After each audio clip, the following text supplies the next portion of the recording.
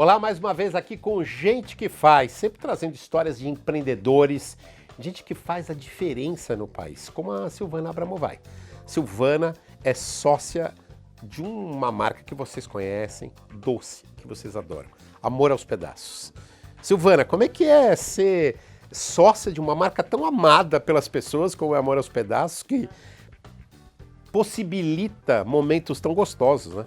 A gente fez 41 anos esse ano. Eu entrei depois de 2 anos que abriu, para abrir a segunda loja. Então já estou aí nessa estrada há 39 anos. Comecei com 19. Você come doce? Apaixonada. Apaixonada. Então faz sentido. Quer dizer, você foi empreender numa área que você também gostava daquela. Muito. A minha família é muito ligada à comida, muito. Meu pai era um super cozinheiro. A minha avó era famosa na colônia judaica de buffet, tinha um buffet judaico. Então eu tinha tudo a ver. Eu gosto de comer a comida, né? Quem é a parte de mexer a panela é a minha sócia, Ivani. Mas você deve ter suas receitas, pelo menos um... Eu tenho, mas é que eu gosto de experimentar mesmo. Eu sou a parte do que experimenta mesmo, né? É o que eu gosto. Conta um pouquinho a história do Amor aos Pedaços pra gente, por favor. Começou com a minha sócia em 1982 e ela, depois de um ano, quis mais um sócio. Um irmão meu entrou de sócio, ficou 10 anos, saiu. E estamos até hoje, eu e ela, né? Hoje a gente tem 40 lojas, a gente foi super disruptiva quando a gente abriu, porque ela era uma curiosa de, num restaurante, querer comer um pedaço do prato de cada um. Ela falou, o dia que eu abrir uma doceira, ela é de Tupã, o dia que eu abrir uma doceira, eu vou abrir uma doceira que as pessoas possam comer um pedacinho de cada coisa. E aí ela veio morar em São Paulo, casou, veio morar em São Paulo com o marido. E aí ela foi muito feliz no nome, Amor aos Pedaços, né? Que é uma torta muito brasileira de abacaxi com coco. E combinou com você poder pedir o pedaço do que você queria. Né? Porque não era uma prática, né? Só para vocês entenderem, que não conhecem Amor aos Pedaços, você é uma doçaria, uma doceira que você vai, tem os bolos ali na vitrine e você escolhe o pedaço do bolo do tamanho que você quiser. E pode várias fatias, né? E pode várias fatias. Você pesa ali o quanto você está comendo e a partir disso se cobra um preço por cada bolo. Como é que foi? Isso era uma novidade, não existia esse modelo. Foi muito disruptivo. A gente também tem salgado, a gente tem um sorvete que também pesa, também temos em bola. Mas foi muito disruptivo na época, porque as pessoas chegavam a pegar pratos de 8 fatias. Hoje é muito comum a gente ter pessoas que escolhem 2 bolos diferentes no mesmo prato. É muito comum. Para experimentar, um pedacinho de cada. Que gosta, não sabe qual escolher, sabe? E é engraçado eu falar isso, porque na época existia brigadeiro em festa só. Não existia uma doceira que vendia docinho de brigadeiro. Não existia uma doceira que vendia bolo recheado com brigadeiro ou com mousse. A gente fala isso, parece muito esquisito. Óbvio hoje, né? Muito óbvio, mas não existia. Não existia comer a mousse de colher. Então não eram coisas óbvias, era muito não óbvio, que hoje é muito óbvio. E o nosso produto, ele lançou a parte artesanal, ele é muito artesanal. Então as pessoas na época levavam muito bolo, muito prato de casa para fingir que faziam em casa, é uma característica. Que coisa interessante. É muito engraçado, até hoje, mas é que hoje não dá mais para não falar que é do Amor aos Pedaços, mas na época, porque é muito caseiro, é muito fresco, né? A gente fala que o bolo tem que, até na hora que você carrega, você tem que segurar com cuidado, porque ele é muito fresquinho. Como é que é o processo industrial de vocês? Então, a gente tem uma indústria que abastece todas as lojas, a nossa inteligência muito está aí, e a gente tem os manuais e os treinamentos que cada loja monta o seu produto. Ela se abastece uma vez por semana e as lojas montam o seu produto. Então, por isso que vai os recheios separados das coberturas, da massa de bolo, por isso que é sempre muito fresquinho, é montado na hora. E isso acontece nas unidades? Em todas as lojas. Quando você fala de 40 lojas, são entre próprias e franqueadas? A gente tem uma própria e 39 franqueadas. E elas estão espalhadas pelo Brasil? Elas estão prioritariamente em São Paulo, mas a gente tem no interior, na praia, a gente tem em Sorocaba, a gente tem em Santo André, Riviera, Guarujá, Brasília e estamos abrindo agora uma em Recife. Bom, como é que é ser empreendedora na área de alimentação? Dificuldades que vocês enfrentam, como é que é esse dia a dia? Olha, depois de 3 planos econômicos, né? É verdade. 3, 4 planos econômicos e uma pandemia, a vida do empreendedor ele vai dormir de um jeito, ele não sabe o que vai acontecer quando ele acorda, né? Então você tem que ter muita resiliência. Eu acho que é isso, e muita paciência. E se reinventar o tempo inteiro. Sempre criando coisa nova. Sempre criando coisa nova, sempre buscando outras oportunidades. A gente faz parcerias com outras marcas. A gente é mais do que um produto, né? A gente é uma experiência, atualização de layout de loja, atualização de produtos, porque a concorrência chega, é muito grande. E a gente tem uma coisa muito forte, que é a afetividade na marca. Então, os clientes, eles chegam, eles trazem seus filhos, seus netos, e todos têm uma boa memória. E passa de uma geração para outra. É uma coisa muito forte. Eu falo que o nome ajudou muito a isso, mas toda a nossa construção de marca ao longo de todos esses 41 anos foi baseado nisso. Então, quando você fala que é do Amor aos Pedaços, alguma coisa, todo mundo tem uma lembrança maravilhosa, uma história maravilhosa para contar e continua cliente. Como é que vocês enfrentaram essa coisa do fit, de comida mais leve, mais saudável? Como é que vocês enfrentam A gente já isso? reviu, ao longo dos 41 anos, a gente reviu as montagens dos produtos. A gente fez, antes de ter essa mania do fit, a gente fez uma reestruturação de menos, não tanto recheio, tem bastante, mas antes era mais ainda, porque o mundo mudou muito, né? E depois de 10 anos, a gente recebeu uma proposta de uma empresa que eu acho que não existe mais, chama Cultura, era americana, acho que não está mais no Brasil, de fazer produtos para diabéticos, com 0 açúcar, porque na época era 0 açúcar, né, o que era importante. Quando não existia muita confiança em produtos 0 açúcar.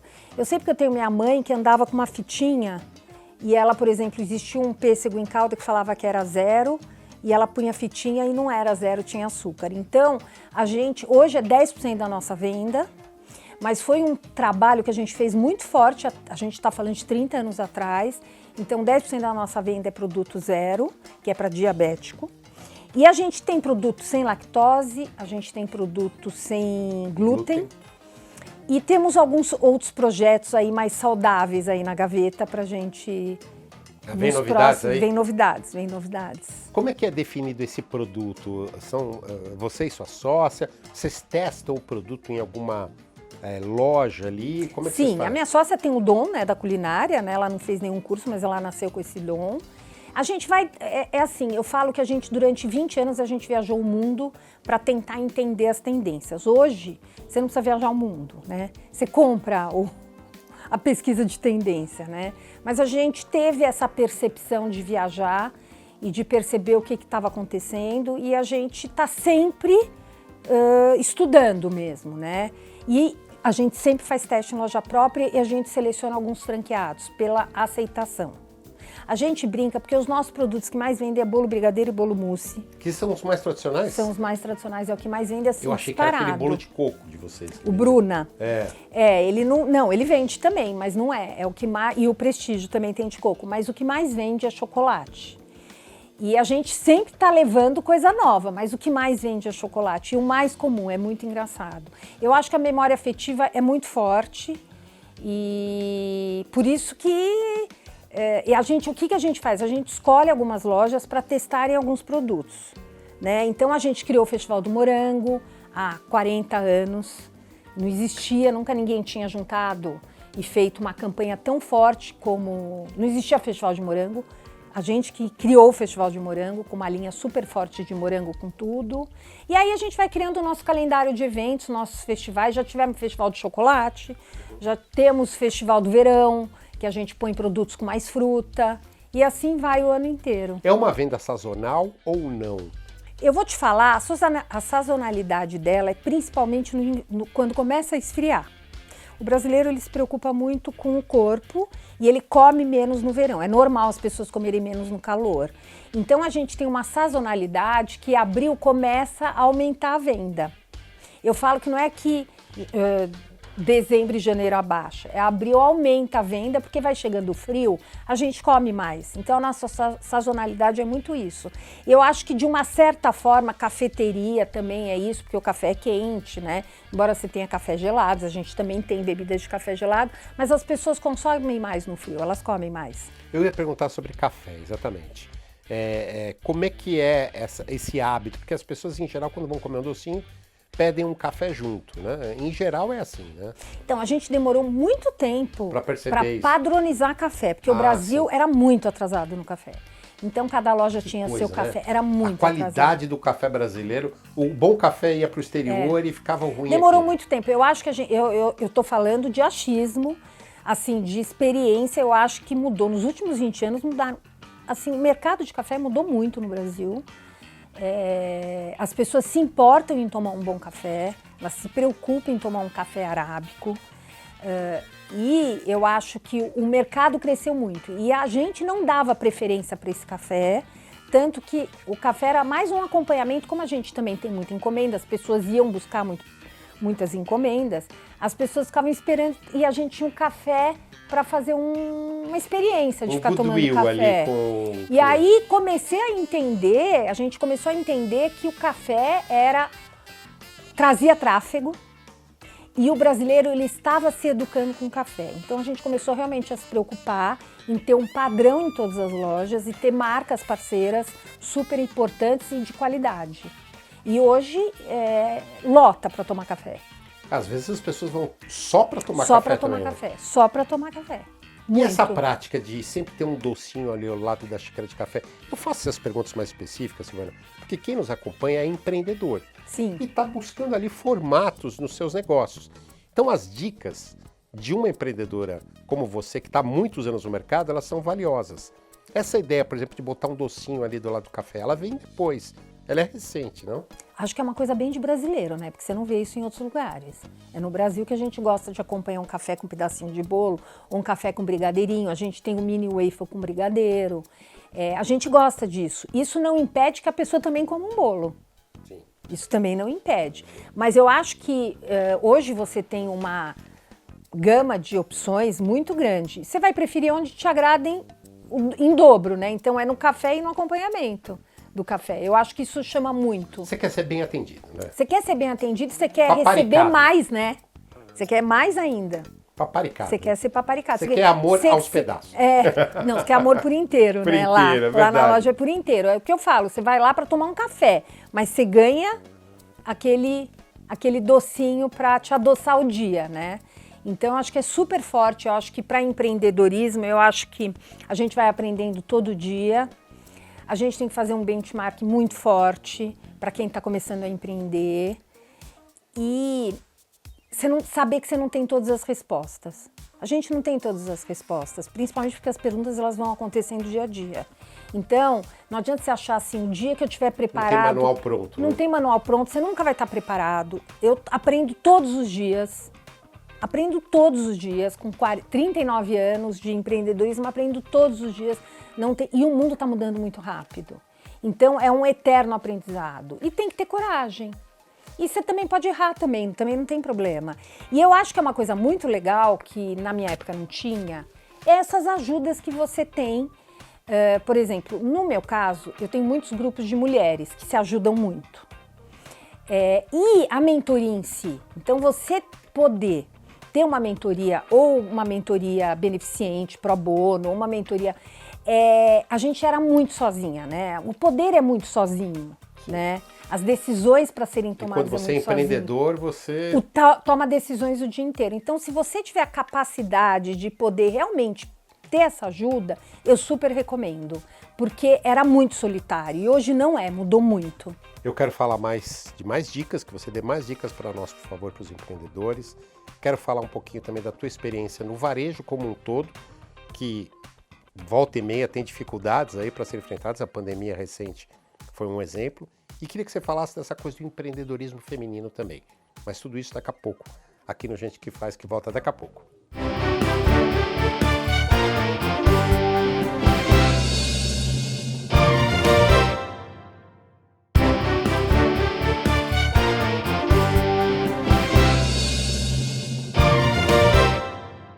Gente que Faz está de volta, hoje um programa doce. Nós estamos entrevistando a Silvana Abramovay, que é sócia da confeitaria Amor aos Pedaços. Você com certeza já conhece. Silvana, a gente estava falando no bloco anterior de dicas para empreendedores, né?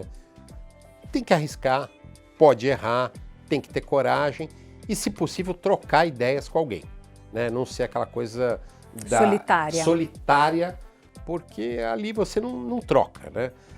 Que mais que você pode dizer para as pessoas? Que mais que a tua história, a tua experiência como empreendedora, de quem pegou um negócio ali ainda muito pequeno e fez o negócio crescer, você poderia dar para aqueles que nos acompanham, para essas pessoas que fazem? Eu acho que se preocupar com o produto, ter um produto de qualidade. Eu não estou nem falando só de produto, que você pode empreender com serviço também, né? Ter uma dedicação, eu acho que a dedicação realmente é super importante. A coragem, E a coragem vai vindo no dia a dia. E você se informar muito, você estudar muito. Você não precisa estudar numa faculdade, mas estudar o mercado que você quer entrar.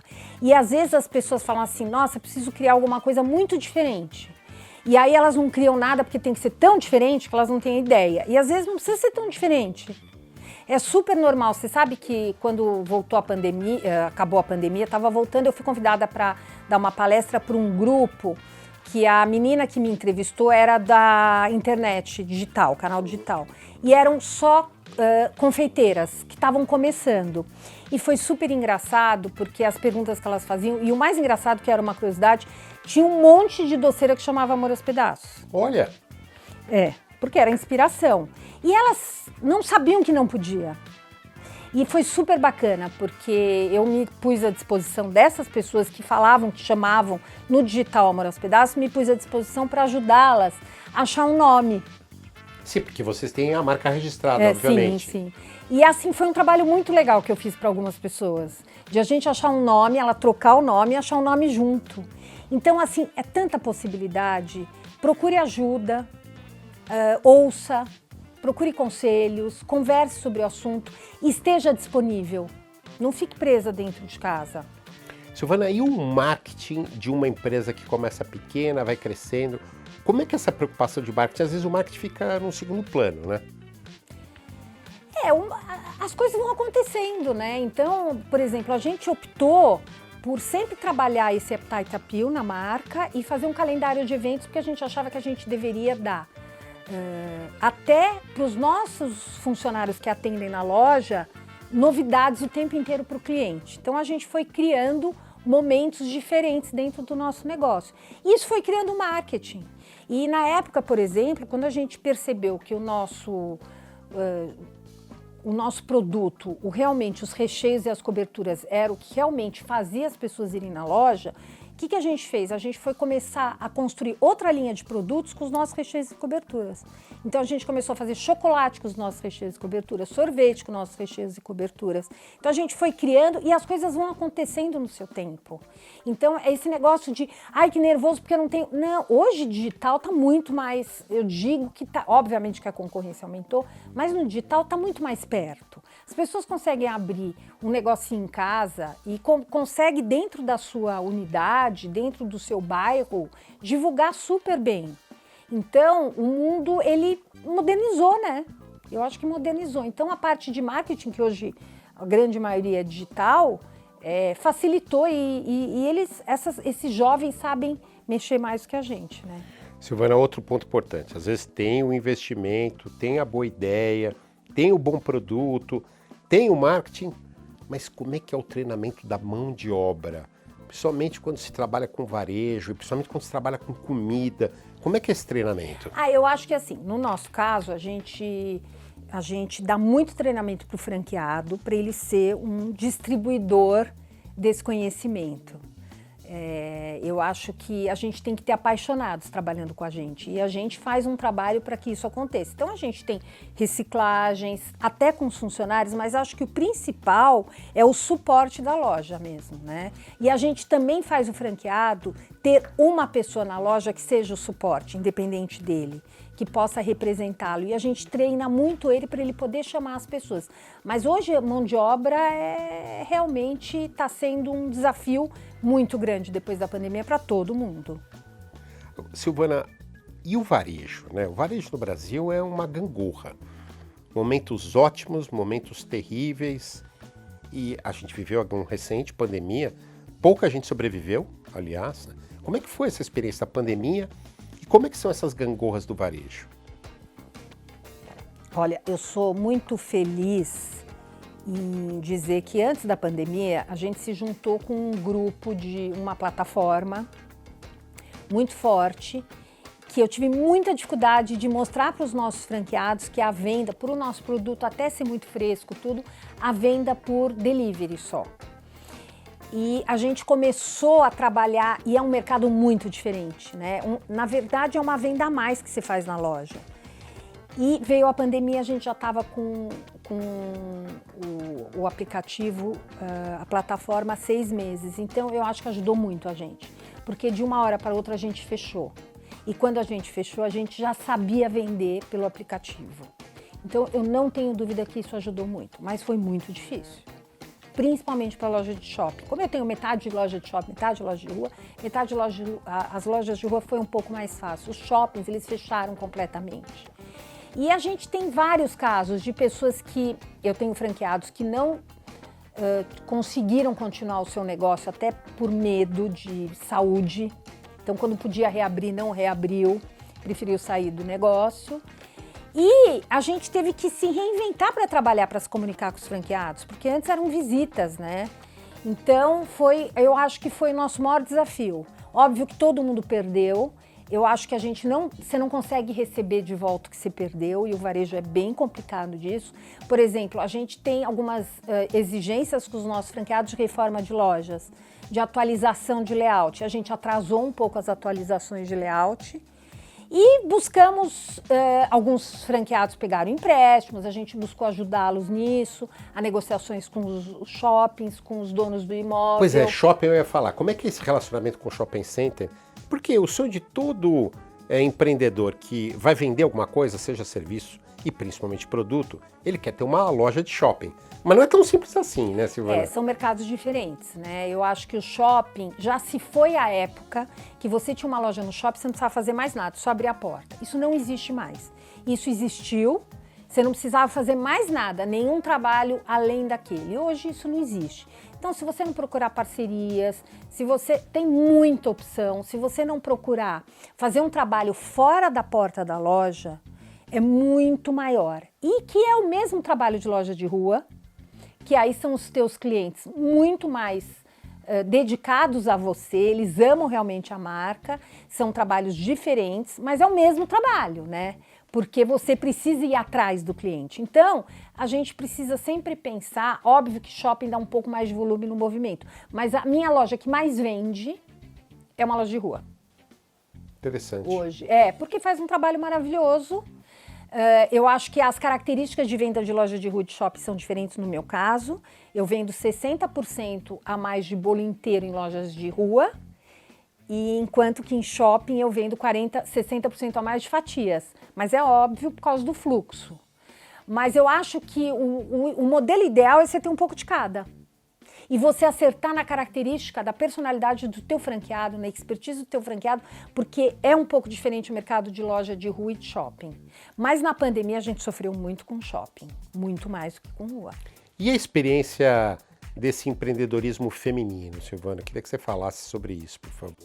Eu acho que assim, hoje a gente luta pela equidade, sem dúvida alguma, eu não tenho dúvida, eu faço parte de muitos grupos e eu aprendi muito. Eu tinha muita dificuldade de entender essas diferenças e eu acho que todo mundo tem que se importar com isso, todo mundo tem que fazer algo, né? Então eu procuro ajudar meninas com mentorias, realmente, para realmente elas se aumentar o conhecimento, a motivação, se descobrirem, porque não é uma consultoria, é uma mentoria, né? E esses grupos de ajuda são muito eficientes, são muito importantes e eu recomendo para todo mundo fazer. Você tem tempo para essas mentorias, Silvana? Ainda? Não tenho, eu não faço tantas assim, eu já cheguei a fazer muitas, me confundia, eu falei, acho que precisa parar. Mas a mentoria, ela é 1 hora por semana, ou 1 hora, obviamente pego algumas pessoas, mas tempo a gente tem, é só querer. A gente sempre tem tempo. Onde você vai encontrar, inclusive, possíveis colaboradores, colaboradoras, franqueadas, né? Sim, Você pode... não, na mentoria nem seria o caso, né? Tá. Mas nunca tive, assim, um mentorado que queria uma franquia. E já peguei mentorado que não é da área de doce, de varejo. Já peguei de RH, já peguei... E você desperta coisas muito fundamentais nas pessoas, se realmente ele está disposto a ouvir e a trocar, e você aprende muito.